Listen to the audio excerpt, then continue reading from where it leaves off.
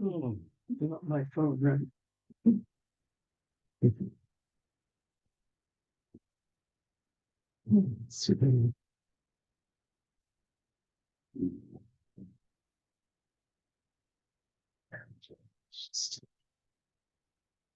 Hey, Cheryl. Yeah. Where do I sign it? Oh, you'll sign it on the 21st when I am it. It's your, yeah, this is our draft. It's just, Right. it's the letter is the way I want to put it. This I know, piece because you put so long and but when we meet on Oh. the meeting under the 21st. No, right. Yeah. Hey. You trip on and doing that in the bond. Oh, that thing. That's just stupid. Good. So we're into chapter 3 tonight. And hopefully leave a lot of time for discussion. Yeah. So yes. So because this one I think really avails itself of a lot of it. Well, Yeah, so we just started, the chapter just started. Once the eye of the heart is open and trained on its goal, the spiritual seeker is confronted with the questions: what are you looking for? The Christian will then reply, God. But this answer is not enough for the spiritual intellect, for it simply calls forth the further question: what for you is God? This is the biggie, isn't it? Yeah. This is it. I mean, if there was any question that really struck the spiritual seeker and why it is that we'd be interested in mysticism, meditation, religion, even, it's, what are you looking for? And then we say God, but what on earth does that mean? for me, God has become the ultimate is and also very personal. I know that God exists because of an experience. So he or she or it or whatever is, but also cares about me and every other individual. I think I don't understand. Excuse me, I'm still recovering. I don't understand the Trinity entirely, but come to think of it as if God can create everything that I know of and everything that I don't know of, he can certainly appear in human form if he so chooses to let us know that we are loved and wanted enough that he will suffer in a way that we understand for us. That would be where I am now. Mm-hmm.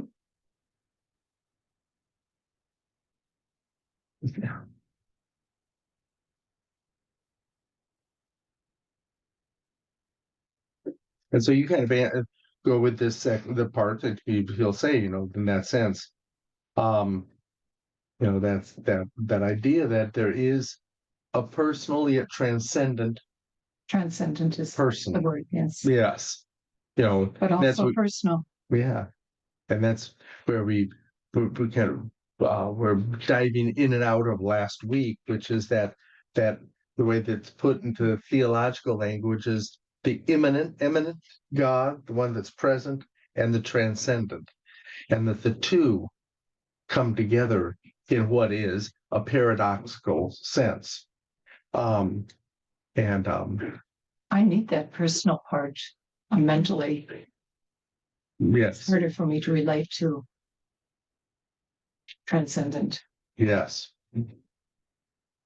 Which I don't see anything wrong with the people who really appreciate or it brings them comfort, doing the Stations of the Cross or whatever it is, walking on their knees.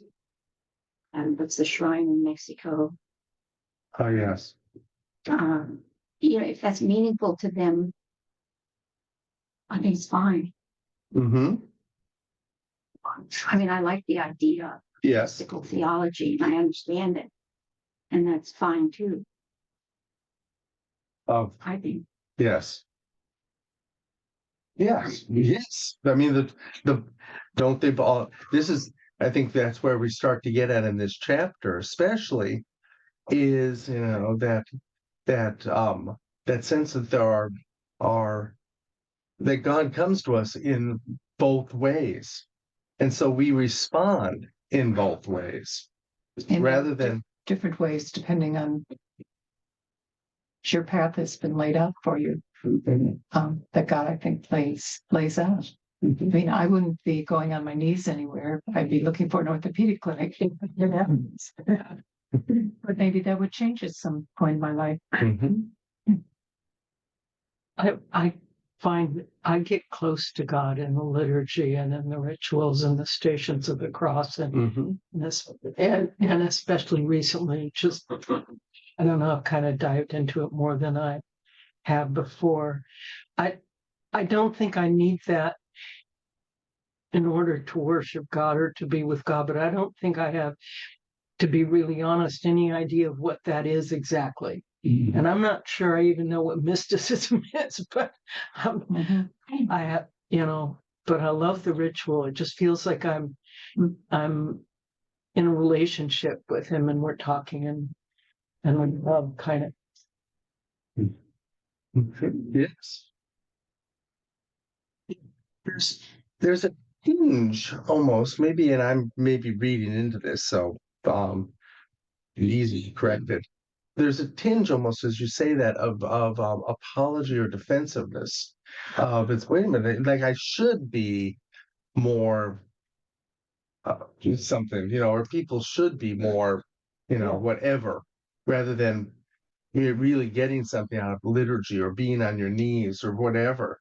Am I hearing that, or is that as if there's an elevation to what is now being called mystical in that language of something that's beyond that or whatever? He referred to it as if you have the aptitude for it, and it felt kind of like a test and whether I was going to be good enough or able to be a mystic if I had the aptitude. Like I need some kind of test, the Myers-Briggs, to make sure I was the right configuration to be able to do this. Yes.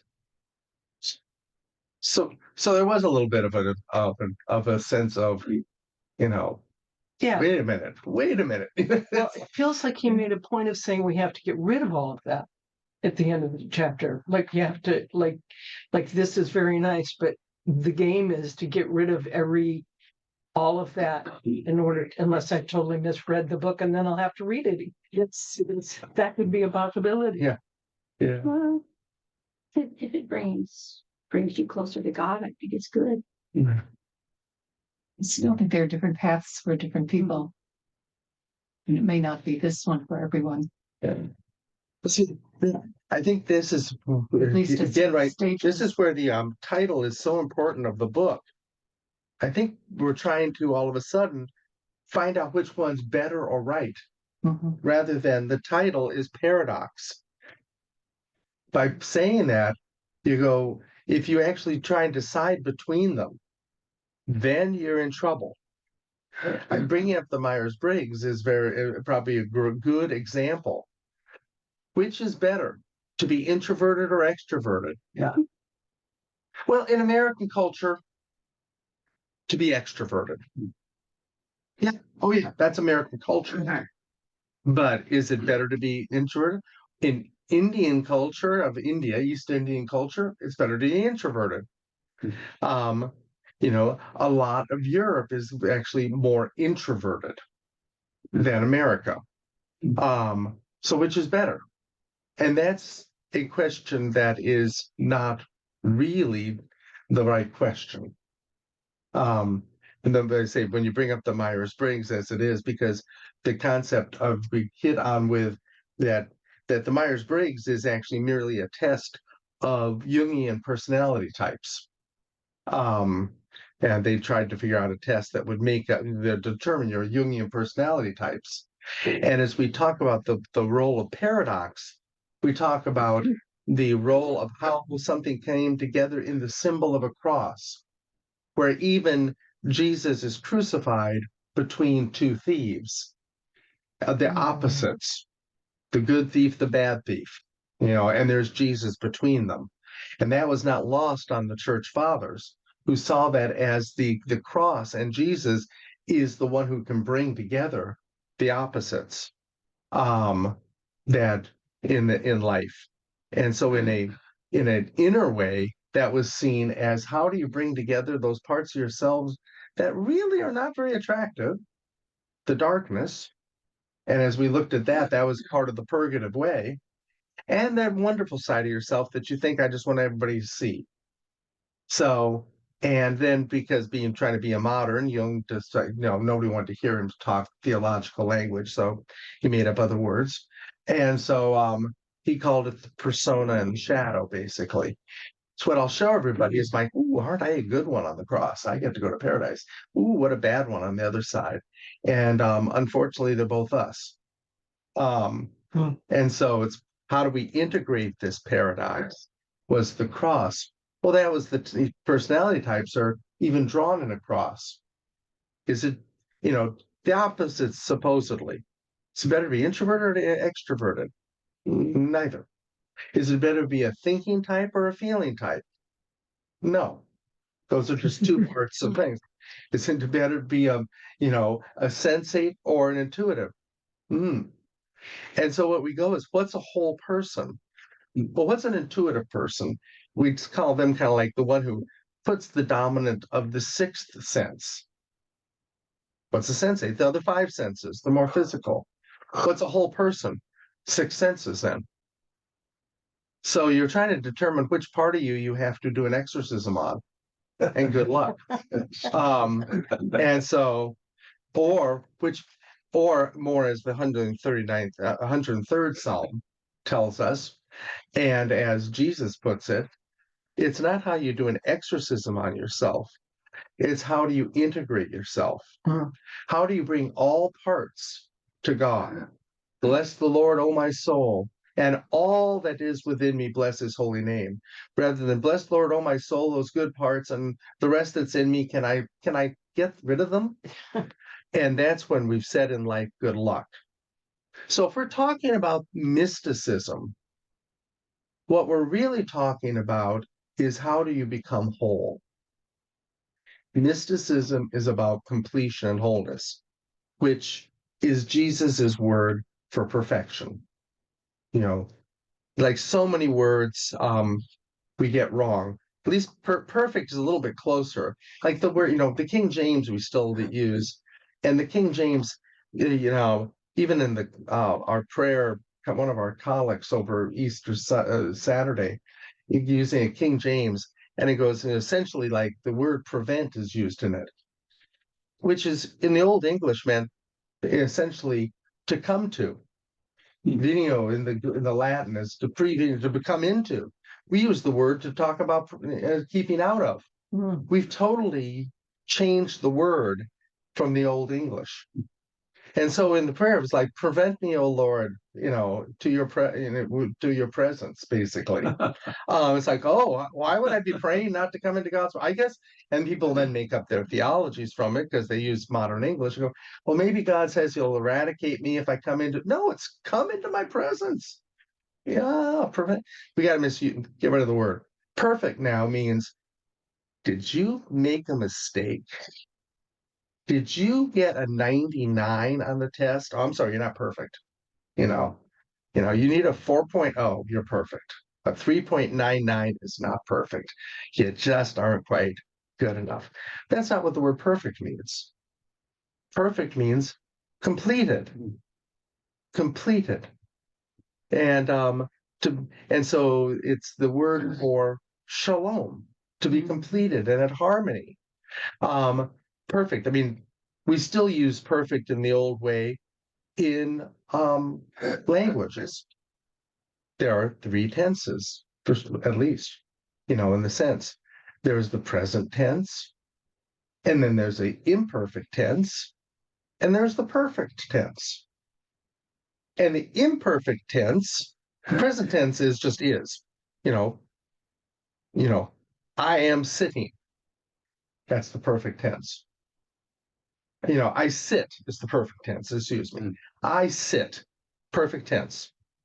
Imperfect tense is a continuing action that is not completed. I am sitting, which means I was sitting and I am continuing to sit. It's not done, it's imperfect. Perfect tense is I sat. It's done. It's done, it's completed. That's how we do it. And then there's, of course, like in Latin, other things, there's the present, perfect, and then there's the future perfect. I will have sat and listened to this talk. That's future, but it's a future perfect. I will have been sitting, it's like, well, for a long time here, or, listening to this guy jabber, that's the type of thing, that's an imperfect tense and it's an imperfect jabbering. But it's that idea of these things. Jesus said, have ye completed, therefore. Be completed, come into completion and wholeness.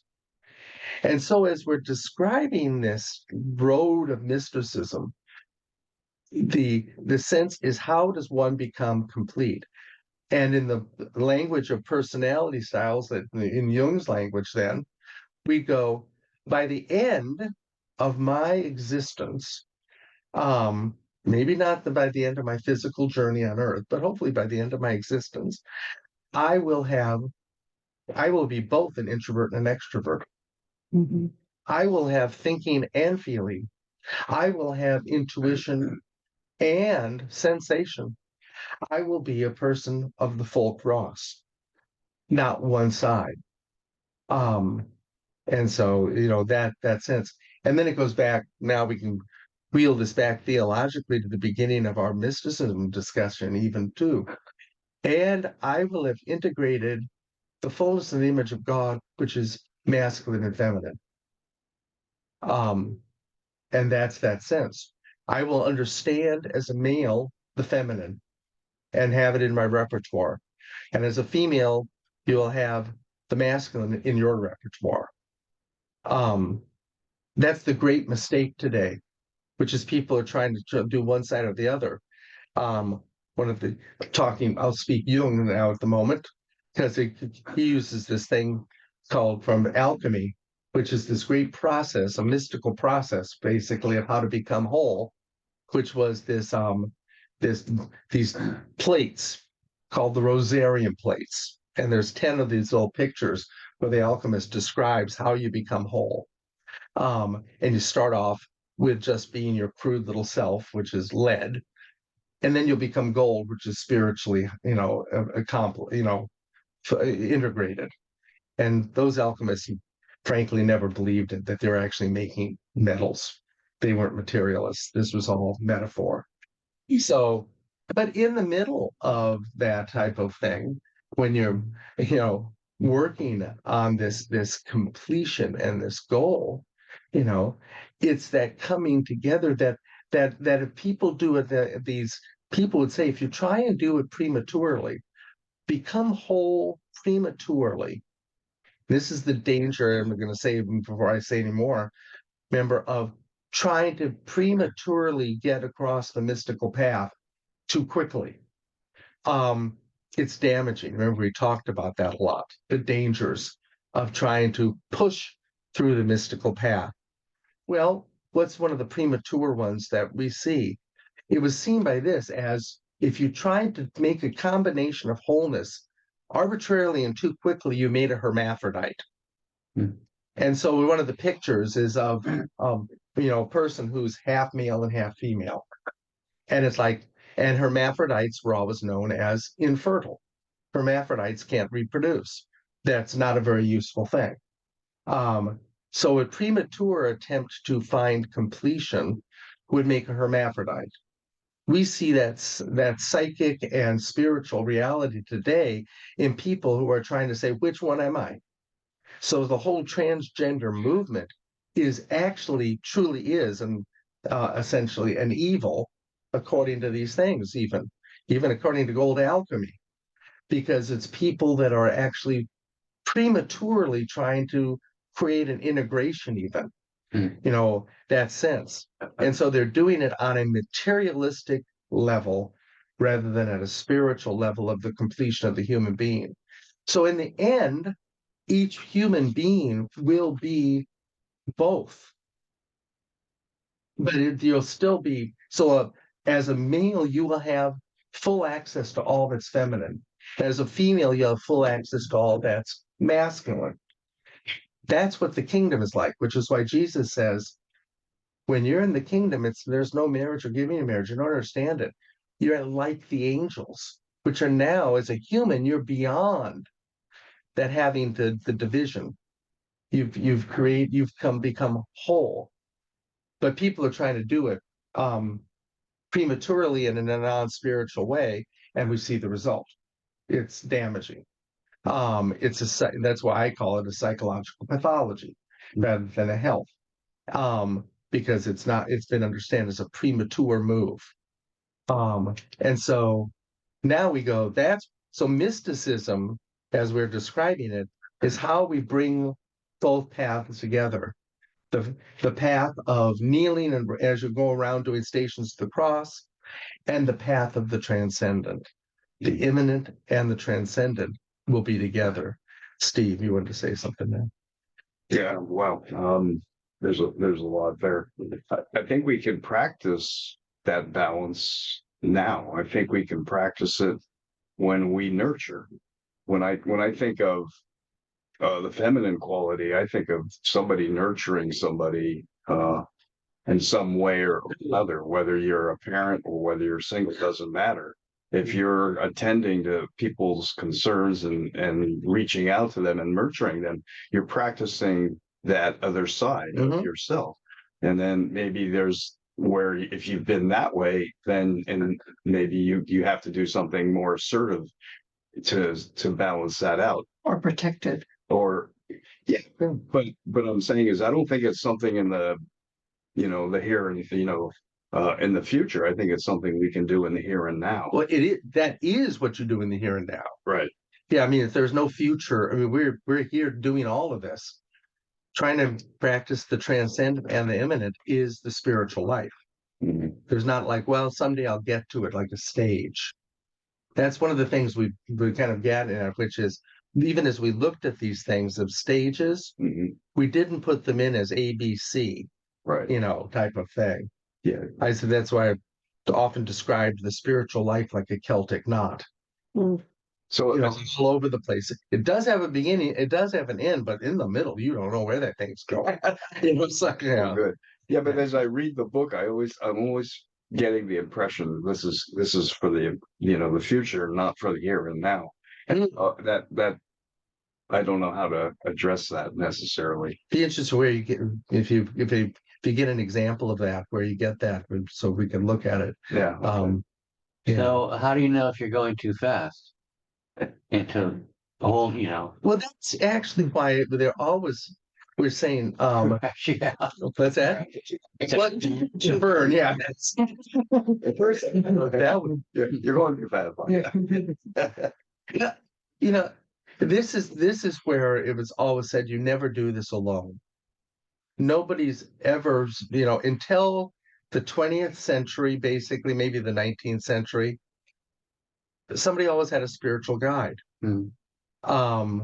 Is why I named the apostolate part of one of the things I do, Anam Kar, which means soul friend in the Gaelic.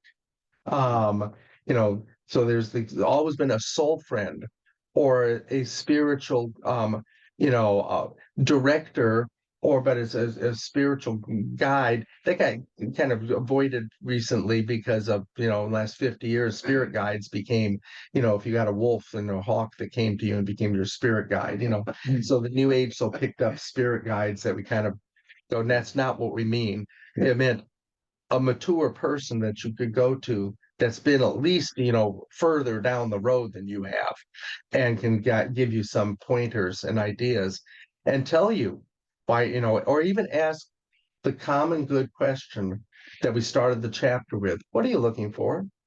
And why are you doing this? It's like, okay, I'm going to move on to this now, and why? Because I want the experience.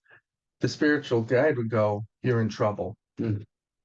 So in other words, you just want experience. You just want knowledge. That's pride. That's, we've called it spiritual avarice, spiritual gluttony, spiritual pride. Um, you fast more than anybody else, so you're not a glutton. Oh yeah, if you are, if you're trying to shove all of this spiritual experience in instead. Because it's still an inflation of the ego then, rather than a moving towards wholeness. My ego wants this, I want it. Um, and that's where you have somebody that's at least going to keep an eye on you and say that. And that's where, in that way, some sense of obedience was there going, no, this is your task to go and do now. No, I don't want to. There's always the great, and I need to find this, but so I'm going to paraphrase what happened with Teresa of Avila, which is when people heard about her and John of the Cross, they, were just like, whoa, and then the stories would get out about miracles and how the visions they'd had and blah, blah, blah. Everybody flocks up to the convent in Avila, and they want, Mother Teresa of Avila then to be their spiritual director. And so she'd sit them down, and then she would say, basically like Ignatius of Loyola and others, okay, let's deal with your darkness. Let's deal with you trying to deal with some virtues. I deal with that at church. I want to see angels. I want all this spiritual experience. If you want it, you start here. And it's like, and this is my paraphrase in the sense of, but it is 99% of the people that came to her left and said, I'll just go back to mass. Because she's not giving me what I want. I want the woo-woo. Mm. That's the sense. That's the days. And it's like, and it's like, no. And that's why you'd have a mature spiritual guide. And if she saw that, or somebody else said, oh, that's what you really want is the woo-woo stuff, then I might not even deal with you. Go deal with yourself first. Deal with the fact that you want that. And that's where, in the beginning of this chapter, he would say, what is your God? And it may not be, and he uses money and other things and idols, but so many people have as a God spiritual experience. Mm. And of their God that they can be spiritual. That's not love. That's egotism. I want spiritual experience. I want to be having all this stuff. I want visions. I want to, and then it might be, the subtlety is I want it, but I want it so I can help others. What happens if helping others maybe is cleaning the toilet? Mm. Maybe not being the prophet. I'm going to find the right church. I'm going to find the one that doesn't tell me to clean a toilet.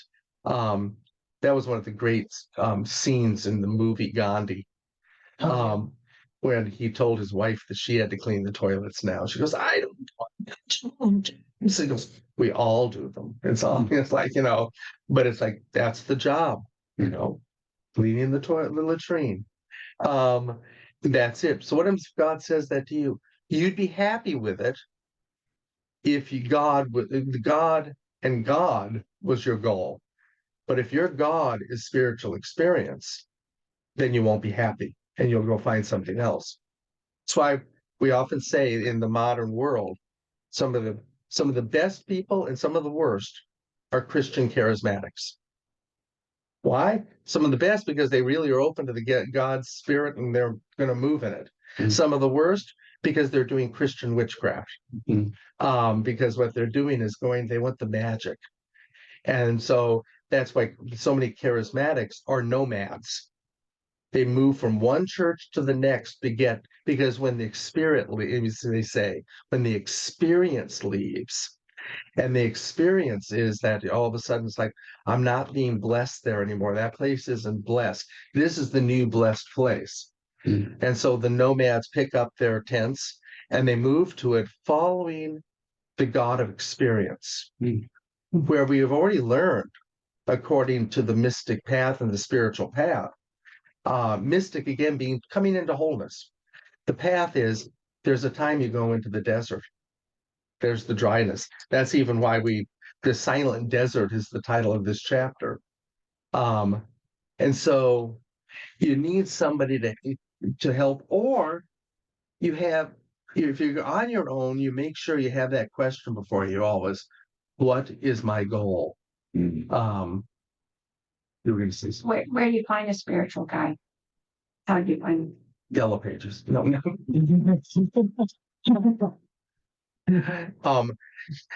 This truest sense is it's like a book in the bookstore. They kind of show up when you need them. It's your heart kind of goes to it. Otherwise, you actually go, and there are people that you can you would ask. I mean, you would go, yeah, you need that. You can I come and talk to you? Somebody you respect. That way that you feel as knows something that's gone down the path. There are professional ones, but a lot of them are got the shingles. That's it. Of says spiritual guide because I went through the program, which is not bad. That's helpful. But sometimes they show up. In the religious communities, there's the abbot and Yeah. and everybody knows who the spiritual guide, but I think it's always been much foggier for those of us in the laity. Yeah. Yes. And it's not really been it is foggy. Why? That is the great detriment of that has taken over Christianity in the last 200 years. Spiritual guides became kind of not there. In the Protestant world, it wasn't really, enjoyed and seen for. It was more of who's going to teach you your Bible, rather than who's going to teach you the spiritual life. In the Catholic world and the Orthodox world, to a large degree, it was the monastics that got it. And so it was kind of like, well, sorry. It's coming more alive and that's where today is, but as a person that's a lay person, you would go, let's say, yeah, today, if you're a Catholic, you might go to your priest. There's some really good, and that would be your priest, ideally should be. Now, he says in like the last chapter, it goes, too bad that basically the church has turned most of this over to the psychologists. And they did, consciously. That's what bothered me. I think I've told you this, and some of you may have not know this story, but I remember, because that's where I went to seminary. Do this. I mean, it was that sense that I'm finished my course in pastoral counseling during my MDiv program. And so at the end of the class, I'm going, when were we ever going to learn about the soul? When are we going to learn about people's dreams and visions and dealing with all this stuff? And the professor was a great guy, talks nice classes on stuff. He looked at me and goes, we leave that to the psychologists. And I went, no wonder. And that's when I went, bye. And then Cyprian Smith basically said that in the last chapter is that the priests have been more interested in maintaining the church and the doctrines and the dogmas than the soul. And that's one thing he's like calling people back to, calling the religious back to, both lay and clergy, to be interested in the soul again and not the institution. But like I say, that's why it was that obvious. We leave that to the psychologists. Well, the psychologists don't have theology. The psychologists don't know what they're talking about. When it comes to the spirit. So people are lost. I have a friend who for many years has gone to a local nun. Yeah. Oh, there's, yeah. No, I mean, there's like again, they're more often in the Catholic world. I mean, you can, as a lay person, they can get trained in this. I mean, somewhat. I mean, there's like Mercy Center in Burlingame trains spiritual mentors and directors. There's a program, I think, still at San Francisco Theological, but the Graduate Theological Union does it for lay people too. There's other ones. There's down in Kansas, a very good one that's run by a nun. Holy Family spiritual mentoring program, which is a 2-year program that people go through. There's an Avila Institute in Minnesota, I think, that trains spiritual mentors. Things like this, people go through and get that and get credentialed by it. I did the 30 odd years ago, 1990. So that's 33 years ago, I guess, isn't it? So at the Mercy Center, the program in becoming a director of the Ignatian exercises and stuff like that, and spiritual things like that. That was, so these things like that are there, but they're still not that pronounced. So that is hopefully growing, but so really it's more like a good book. You kind of find somebody, you go, I respect you spiritually. Can I meet with you? That's what you'd say.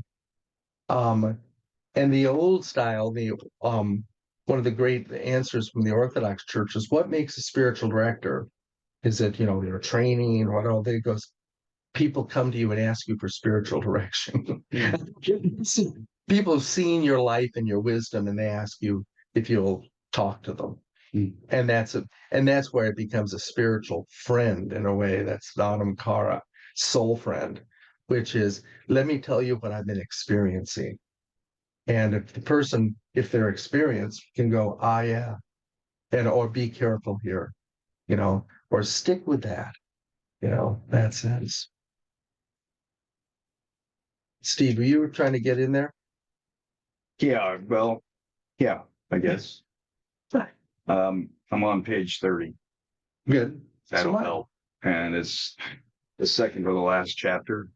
I mean, paragraph, you mean? Yeah, what did I say? Chapter? Yeah, paragraph. And I underlined it.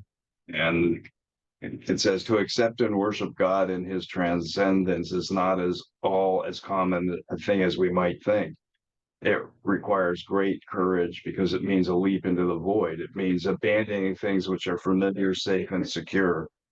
Not everyone sees the value of that or the need for it, but it has some advantages which may be worth our while to consider briefly before we go further.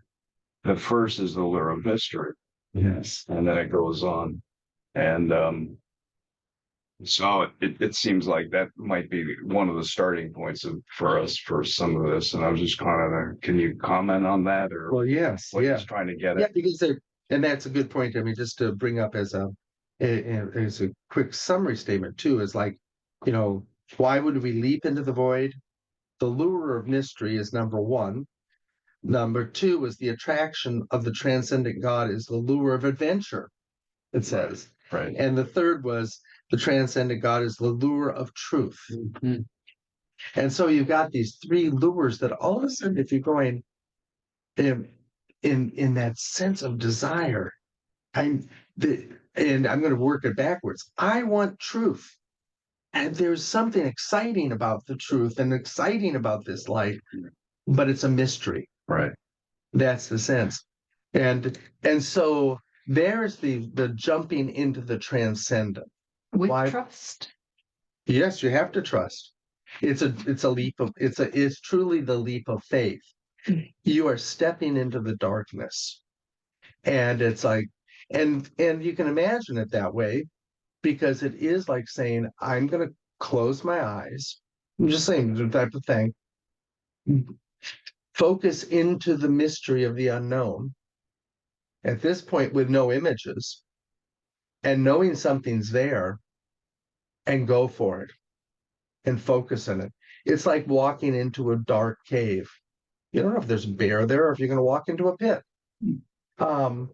You've walked into a dark cave, and you don't have a flashlight. That's the leap of faith. That's kind of what he's getting at there, requires great courage, because it means a leap into the void. Right. And there it is, the void. That's what we mean by the cloud of unknowing and all of this. You're taking this step into the void. And that's why with Meister Eckhart now, he's going, well, why would anybody do that? Well, again, if you're listening to yourself, there's sometimes a pull. Sometimes you'll get to a place where you go, there's got to be more. There's got to be more. Yeah. And that's the lure of the truth. I haven't gotten it all yet. There's still more out there. Yeah. Well, what do I need to do that? You're going to go on an adventure. Into what? The mystery. Well, that sounds good. No, it's a void. Oh no, wait a minute. It's like, but if you get the pull of the desire for adventure and the desire for truth, it will pull you there. This is where all these things start to combine, because you have to find it in your heart. Some of this has to come up in your heart, which is when I'm going to combine and go back to our way of love, which is we really focused on the Song of Solomon. There's a place where, the maiden, remember, as us believers said, I've got as much as I want. Come on in. Come into my room. Come into my chamber. Knock, knock, knock. Come on out, my love. No, come on in. I've oiled my feet. Everything's fine. Emptiness. He's gone. You're in a void now. That time there was a panic. We're calling that panic an adventure right now. But but it is an adventure. Adventures for us are, Disneyland, that type of thing. What I mean by that too is not many of us go into adventures that are going to kill us. There are people, but even, when I said, there are people that, and they're very few and far between, that, do free climbing of El Capitan. They make movies of them, that type of thing. Most people, if they're going to climb El Capitan, have gotten some sort of training. And then, as I've said, to people that do it, because there's no way I'm ever doing that. I have no desire to. Why do it? And I have said, I always want to do something that I know I at least have a second chance. That type of thing. If I made a mistake, okay, I've got a chance to get out of it still. That type of a thing. When you free climb El Cap and you miss it, there's no second chance. You're just going 3,000 feet screaming or enjoying the fly. I don't know which. And that's it. But they told me, oh, no, you got more than seconds. You got third chances, because you're almost always on 3 ropes. So if you follow the first one down, the first one pulls the piton out, you got another rope, and usually got 3 ropes. And if all 3 go, okay, well, but I'm going, oh, very few people go the adventure of the free climb. This is what we're talking about, is closer to free climbing El Capitan. And because you don't know. As I say, if we go to Disneyland or we go to the fair, and you pretty much, even though the guy might be toothless that's running the thing, you do trust that they've actually put the wrenches together and that ride is going to hold together. That you won't be stuck at the top of the Ferris wheel and the fire department's saying just jump into the thing. Yeah, we always have this level. The adventure that he's talking about is a leap into the void where there aren't ropes for you. You got to trust. So you're saying to go to that place virtually, you have to take a risk similar to climbing El Cap without rope? Feels like that risk. Okay. Yeah, I'm not saying it is necessary. By the time you're doing it, if you've been either been really lovelily guided, like St. Paul was, taught by Jesus himself. So that can happen. I'm not saying that, most people find somebody else that can help them along the way. But that sense, then it's really isn't that risk. It's learning to trust that. But most people experience the step as that I'm about to start to climb without ropes. Right. And which is why there's we'll get back and going back to this, the earlier part, the imminent part. We're talking about all this transcendent right now.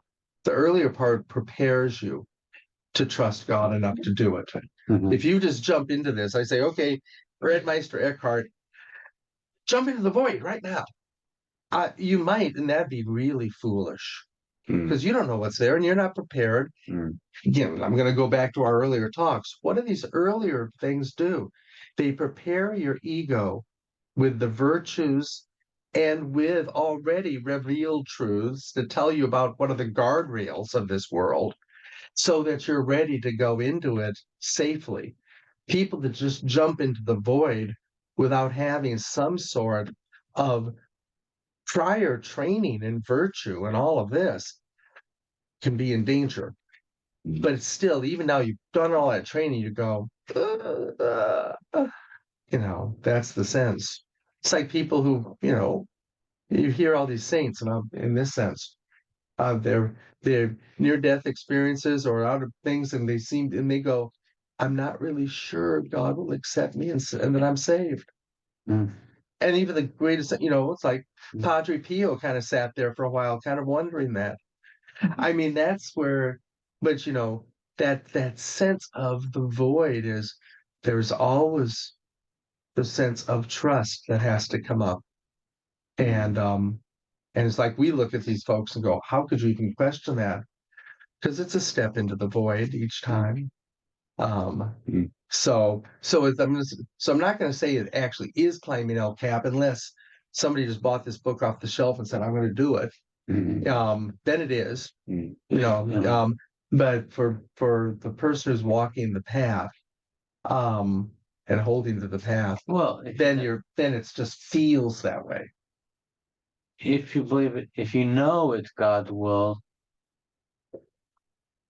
and it is God's will, you're safe, right? That's the rope. Yeah. Yeah. But it's that So- final knowing. That's the part that's That's the risk. that's the risk. It's like, I think it is. Faith is, I never certainty at that point. Okay. So That's- how do you step into the void? Well, yeah.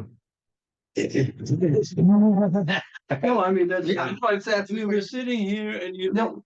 and maybe I want to go into the void. Mhm. How do I get there? That goes back to the beginning of the process, not of this thing, I mean, of the technical aspect of tactic, which is important. When we even said about like the Jesus prayer, this is now the transcendent prayer style, this sense, which is now I'm going to just sit. I'm going to once again breathe into the center of my being, which frankly is total darkness. I mean, really, if you think about it, just close your eyes and see the center of your being. Now this is where he's saying, don't see something yet. Don't try and imagine it. Don't go, okay, I'm going to see the center of my being. I say it with my will. I'm going to go into my center of my being. Breathe into your heart. That's the poetic language of it. Heart meaning not the beating thing. Frankly, you don't want to do that. Qigong exercises say if you do too much of that, you can actually get your heart going too fast. People put too much things like that. That's why we say heart meaning the heart of the matter, the essence, the center. Go into your essence. So visually, you just kind of go, breathe in, go into the center of your being, and from there, with only will and knowledge that God is and is there, transcendent to yourself, in that you go, Lord Jesus Christ, have mercy on me. I speak to him. I speak to him now, the personal him, who is also so transcendent that I don't see him standing there. Now, this is the difference with this type of prayer versus an Ignatian prayer, which is, I would say, okay, I want you to go and I want you to get a biblical story. And maybe, right now you'll be seeing Jesus by the Sea of Galilee. And there he's about to call Peter and James and Andrew. Now see Jesus. Now, why don't you go up and stand next to Jesus and talk to him and say, Lord, what are you doing? This is a different technique than that. That's really kind of doing it in a different way, the imaginative way, which is itself very valuable. But now the void. They're out in the void, which can be like that's our paradox. Voids really mean nothing, but that it is the nothing that is everything. That's what I mean. It's like when we said God is omnipresent. God is in all places, therefore he is no place. You know, Would one just say, my God, guide me into you? you don't have to say the Jesus prayer. But the sense is that you are with you. Without your imagination, you're just doing it with will and knowledge. This is the sense of will and knowledge that God is there in being. The essence of God is there. And you are just speaking and essentially focusing your will upon that. And so this is the direction of Saint Simeon, the new theologian. And he would say, put your chin on your chest or beard on your chest. And it's hard for women that way. So but put the beard on, put your chin on your chest, focus into the very center of your being, breathe into it, and breathe out, Lord Jesus Christ, have mercy on me. And just keep doing that into the void. And that's when you read in this chapter for that transcendent type prayer, when images start to come up, no. Breathe into the darkness, if you will. Speak into the darkness, which is transcendent. And that's sometimes you hear the mystics call that the luminous darkness, which is for us in my eyes right now as I'm doing it, it's just darkness. But it's the darkness of the uncreated light. We're talking about these type of things, which is, they'll use the examples of a bat coming out of a cave. A bat that's lived underground and comes out of a cave into the daylight is blind. The sun is so bright that it can't see. It's just totally blinded by the light. And so all is darkness. And that's the sense of what the mystics will say, the luminous darkness. Because from our eyes, we've lived in a cave, and to look at God, it's too bright and it's darkness to us. And so we just look into that darkness. And I don't try and imagine light now. That's the sense. But all this time you're repeating this Lord Jesus Christ. Lord Jesus Christ. On the breathing, I'm breathing out So towards it. this is the main vehicle.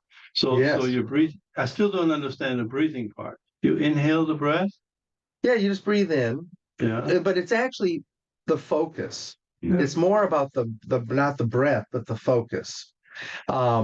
It's not so much a breathing technique, though they get into it sometimes, which is almost like the Hindu thing of getting into pranayama, these things which are, or the breath. It's not about the breath.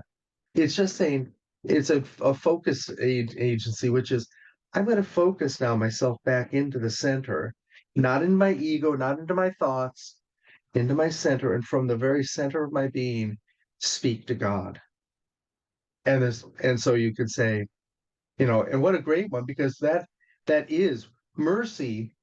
Again, we've gotten it so that please, that type of thing. That's what mercy means.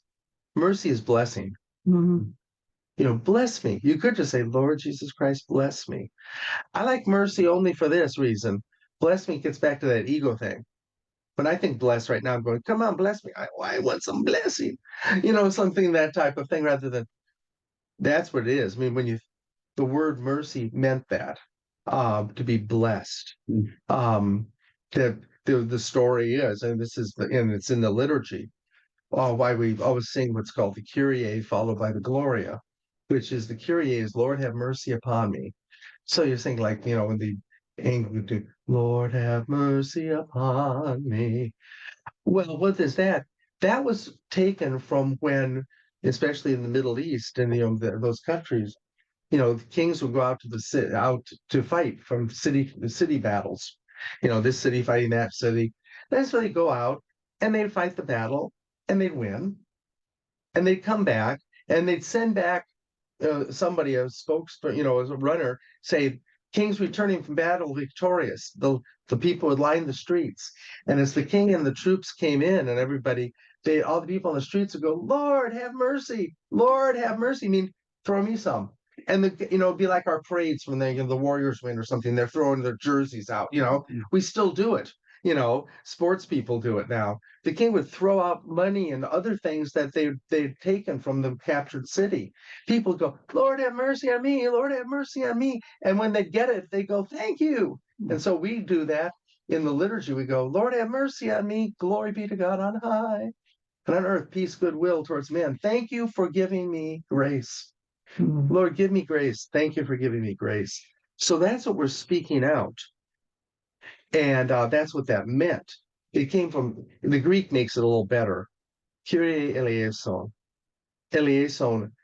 Linguists sometimes argue about this, but I'm going with this side of the argument, which is it's from the origin of the word olive oil.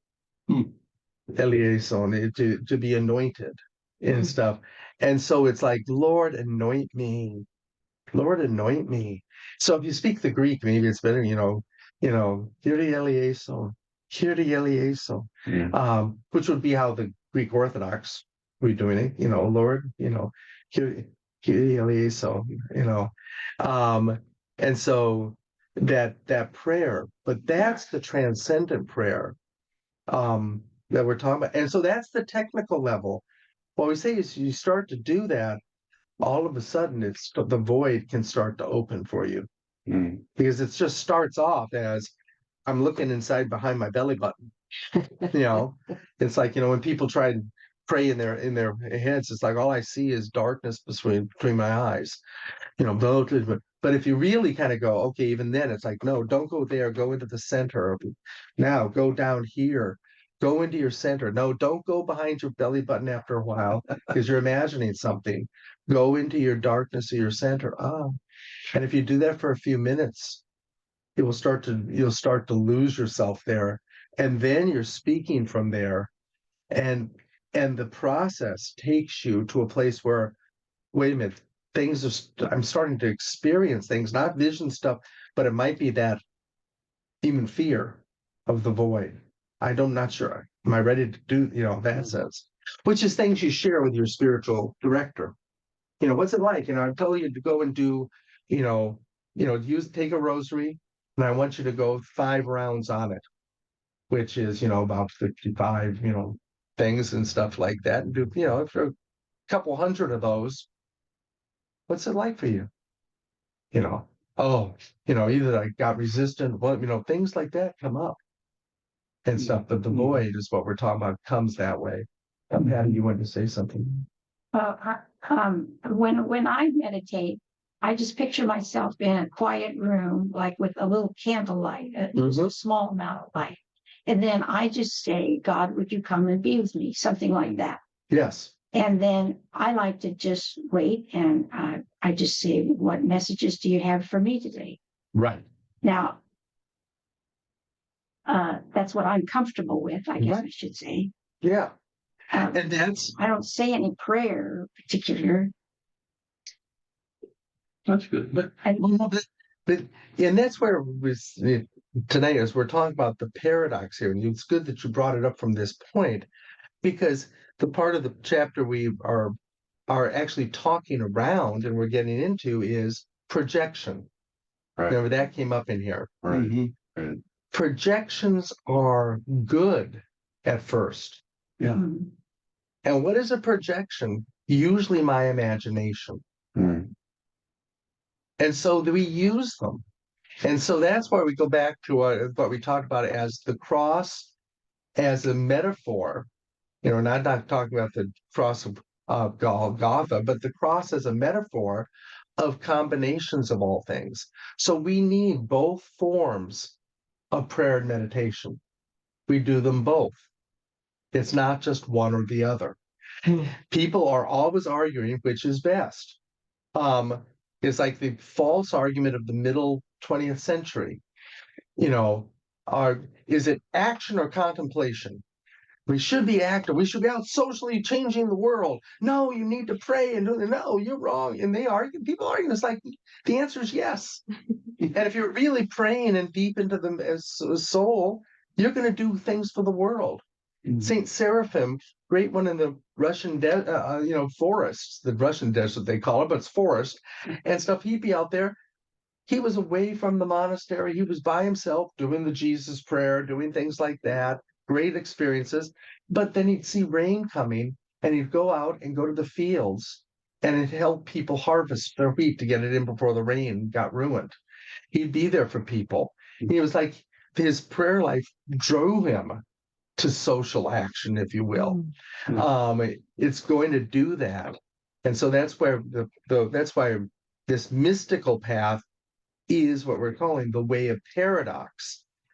If we try and resolve it and say which one is right, we miss one way. We miss a part of the whole life.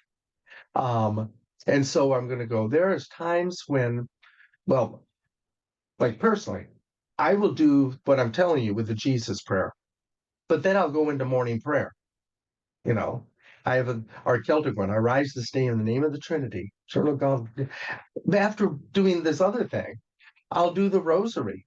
Hail Mary, full of grace, the Lord is with thee. You know, with the things that have, Jesus is now hanging on the cross. Our Father, blah blah blah. Hail Mary, full of grace. So, those are imaging prayers. I'm happy doing this type of prayer is good for kind of getting a message from God. Andrew Murray, the great, South African Reformed preacher who used to always talk about how can you actually serve God if, who is your general if you don't get your marching orders? So everybody should be praying and saying, Lord, what do you want me to do today? Rather than it's on what you want to do today. It's what does God want me doing today? He asked that question when he had a group of pastors and he said, how many of you pray for 3 hours a day? No hands. How many of you pray for a half hour a day? Spattering of hands. How many of you pray 5 minutes? Most of the hands, were going up. And he goes, and that's when he said, you're pastors, you're shepherds in the field, you are soldiers in the army of God, and you don't get marching orders from God. You should be praying 3 hours a day. And they'd be saying, well, the church won't let us. And it's like, well, then why have you turned it into a business? You're pastors, you're not, administrators. That's the sense. And left guilt on everybody, went home, got fired probably. But guys don't speak praise all day. So, that's it. But that sense is like we go, so that type of prayer, I'm going to go, oh yeah. Good. I mean, my mentor did that all the time. Bishop Schofield did all of these things. Everything I say, I admired. I wished to kind of have his finger in everything because he was a Ukrainian Orthodox monk, and the Ukrainian Orthodox Church was under the Roman Catholic Church because they left, when the Soviet Union.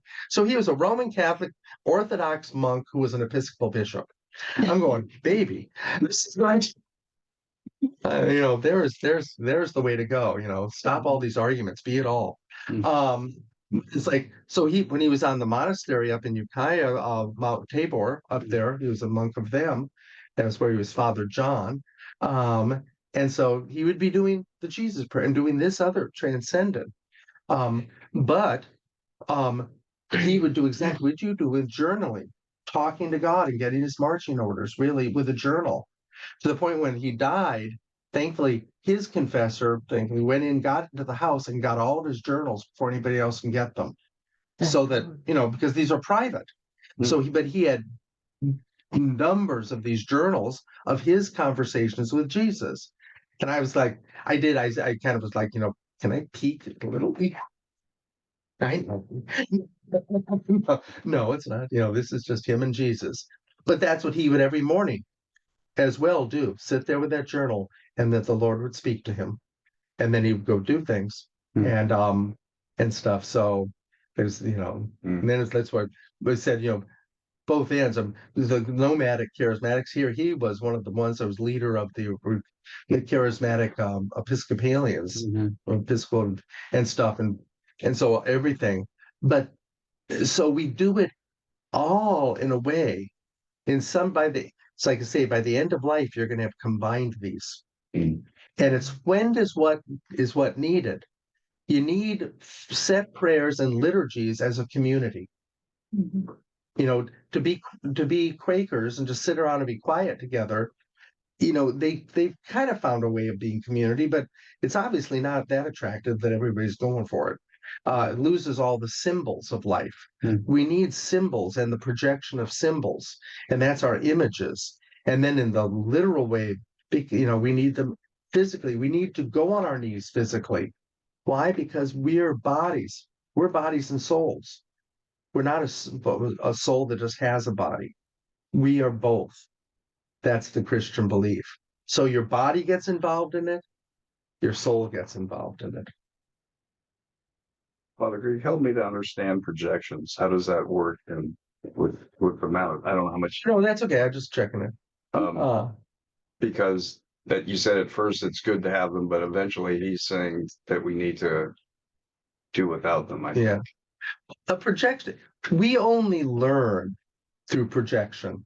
That's why it's important.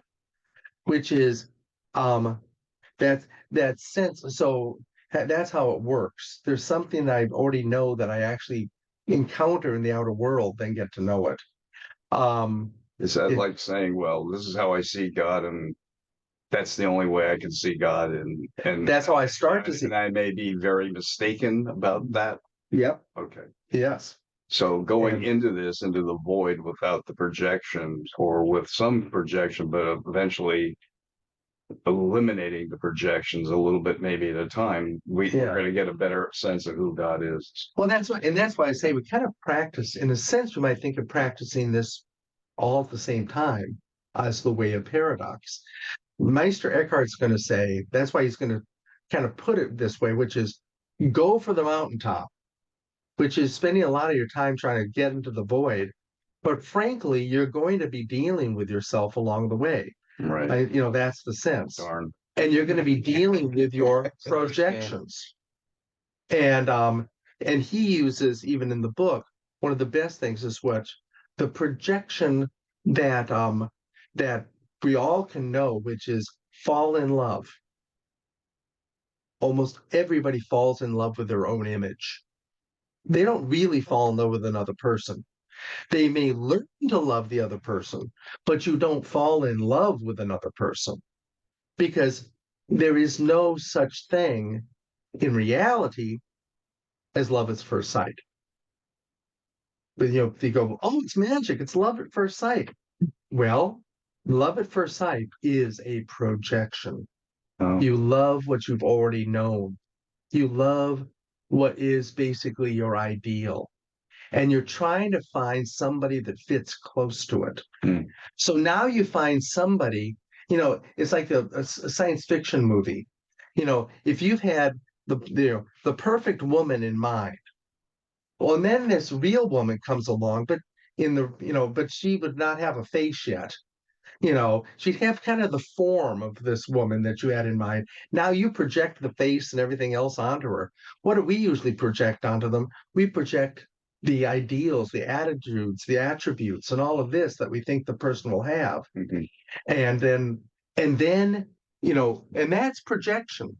Now, you probably would not find love if you didn't project first.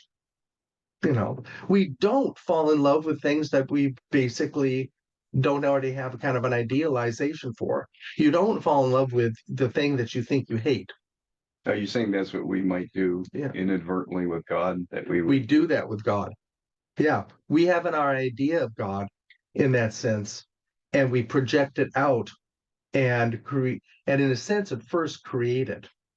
Now, that's where we, you know, sometimes it's also handed. We've talked about God and all of this, but the idea of something, you know, and this is where we left off, and one of the important parts of the chapter is, who is God to me, and what am I looking for in God?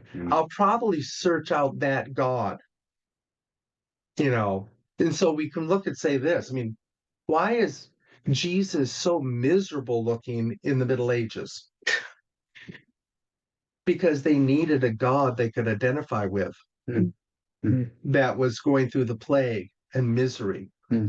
The suffering Jesus is extremely important for a suffering people, a God that you can identify with. Now that's what we have to watch out. We have a God of prosperity now. A lot of times you go, you see these not inappropriate, but sometimes they've taken it this way. You'll see the crucifix with the Christ the King on it, dressed with crowns, and he's in regal regalia on the cross. I guess I want money. I want one that's going to bless me. And that's even the God of so much of actually, so many things, which is when you say, I don't want Christ on the cross, you hear that so often. There can't be a corpus on the cross. Why? Because that's not my God. My God's resurrected. So now what will I do? If my God is a God of blessing and resurrection and now is a God that's like that, that's only, happiness. Well, I won't go to Maundy, Thursday, and Good Friday services, which is why they don't have those, most churches. And if they do, it's kind of like, okay, we'll remember, but now we'll move on, but really get through. But that sense like that, and also, I won't go to that church. Well, that sets us up for a loss. Because if you only see it a certain way, if he's a God of prosperity and you don't prosper, you just got set up. Well, which is why people leave. I mean, people then, that's why all of a sudden you get to hard times and the church is empty, things like that. But, that sense of you're not getting, but what we're getting at is the projection part is this. I have an image of God that I want. I will now find the denomination that fits my image. Like a good example, again, these are just examples, not even condemnations, because good guy. John Wimber started the Vineyard. He went to church. They just went normal Baptist church, right? Something like that. So at the end, he goes up and goes, when do you start to do the stuff? What stuff? The stuff, the raising of the dead, the healing of people. Oh, we don't do that anymore. So we made a church that did it. Rather than, that Baptist church didn't fit his projection of God that he'd learned from the Bible. No, but he'd also learned it from Righteous Brothers. He was the righteous brother. Died in an airplane accident. Lamb of God. Thank you. Green. Keith Green had evangelized him, I think it was, and so he'd learned. And Keith Green was like this wild-eyed guy, listening to that. So where's the stuff? I don't go to a Baptist church. And then you're trained about this. I will never go to look. You walk into a Catholic church. There's a body on that cross. That's not my God. Oh, so now if you have a good spiritual director, it's like, oh, that's not your God. But John Wimber, interesting that you have defined who God is. But it's good that you've defined who God is if you're working on this, because then I can say, from that projection, this is what you're looking for, but there's more. There's more. Rather than, and that's why I say the denominations are kind of bad, because they actually reify it and say, you don't have to look for more. We've already defined it, and we're right and you're wrong. And that's it. It's one more. Curious, John Wimber on his deathbed said we didn't disciple people. Yeah. Yeah. There it is. And that's what we're trying to. Discipling is the other good word for spiritual direction. Yeah. The church has not discipled people. And it's done a bad job of it. It's trying to do better. And but that's the sense. But then now we're going to go back and say there's a necessity, especially in the beginning of the spiritual life, the purgative way, that stuff that we're not really been talking about in this stuff, which is I have to start with my projections. So I brought it up with, you're not going to fall in love if you just walk out and go, well, people do. It's like, I will go find the right mate with, that type of thing. Well, people do it with the dating apps, but it doesn't really work, because it's like, they met the checklist, but they don't meet the image totally. And so it's like, well, maybe this is as good as it gets. And, that's just despair, rather than the idea of love at first sight is a projection. And then you get to say, that's my projection. I have to withdraw it. I have to actually go beyond it after a point. Okay. And then I can try and find full real love with a person. Because I know otherwise we get a divorce rate as high as it is because you go, you're not who I thought you were. I'm going to go find who the real person was supposed to be. Mm. And then after the fifth divorce, they kind of, never mind. Maybe they learn. But that's all projection. And we do it with God and we can use it. So like I'm going to say, be like, if I'm in your room with a candle internally, I probably have a different candle. I probably have a different kind of little view of God, of Jesus when he walks in. And you and I are not going to get into an argument which one's right. That's the sense. We're using the sanctified imagination to reach out to God. And so that's essentially, almost you could think about this as crosses. The body, liturgy, imaginative meditation, conversations with Jesus is like the horizontal cross. And that's what he would, Meister Eckhart would say, is the slower but ponderous path we take. I'm going to going, you're going to take it anyhow. We're going to do it. Then there is this transcendent path up the mountain, straight up, which is just what we talked about is with will and knowledge, speak to the all in all, or the void. Feels like a void, it's the all in all. Speak to it and don't try to imagine it. And now we're going to put the two together, which is the way of paradox. And I'll say my last comment. I'll shut up. I don't think God will take us this way until we're ready to go this way. Would that be a correct statement? Yes, but we could take ourselves. That's the danger. You're not going to. That's the sense. So if you start doing it, I mean, that's where we go back into the earlier discussions on things when people can go into spiritual crises and stuff. Because, I mean, this is rare, but I remember one of the people that was one of the 14 people that I studied for possession. When the things that were the cases that were given to me, the way she happened to her, she read a book right off the bat, read a book on transcendental meditation, sat down, said, I'm going to meditate. And yet the way she had read it was just meditate on darkness and just meditate on the darkness. Good. and go into it, take yourself into it. And then with the mantra, and she was out of a book, things like, and she said she sat there and watched and then saw the darkness. And now this is an interesting kind of how imagery works. And the darkness grew and came to her and took her. And at that point, it was a possession. And a lot of stuff happened after that. And so that's what I mean by we can do this to ourselves if we're not being wise.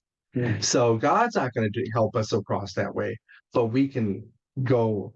And that's when we go, get your guardrails, do some things like that. That's where all these other things are necessary, rather than buy a book and go off into the ozones. I just wanted to ask about the poem on page 42. Could you explain it? A poem? The poem.